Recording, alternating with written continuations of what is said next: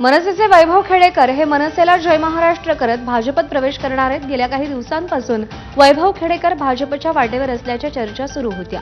अशातच दुपारी भाजपच्या मुख्यालयात वैभव खेडेकर भाजपत आज जाहीर प्रवेश करणार आहेत। भाजप प्रदेशाध्यक्ष रवींद्र चव्हाण आणि इतर नेत्यांच्या उपस्थितीत वैभव खेडेकर भाजपवासी होते।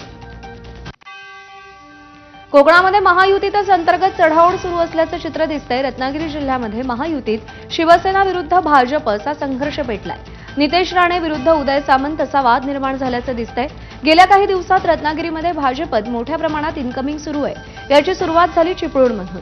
शरद पवारांच्या राष्ट्रवादीचे प्रशांत यादव शिवसेनेमध्ये प्रवेश करतील अशी शक्यता होती, मात्र ऐनवेळी त्यांनी भाजपत प्रवेश केला आणि त्यातच आता मनसेतूनही हकालपट्टी झालेले वैभव खेडेकर भाजपमध्ये प्रवेश करतायत। त्यामुळे योगेश कदम यांचे राजकीय विरोधक असलेल्या खेडेकरांना प्रवेश देऊन भाजप आगामी काळात आपली राजकीय गणितं बांधत असल्याचं बोललं जात आहे। यापूर्वी उदय सामंत यांच्या मतदारसंघात आम्ही ओरिजिनल असा बॅनर लागला होता।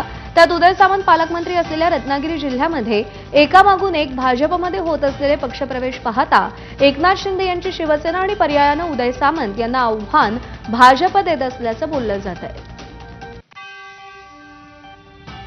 पंतप्रधान मोदींच्या रडगाण्याकडे देश आता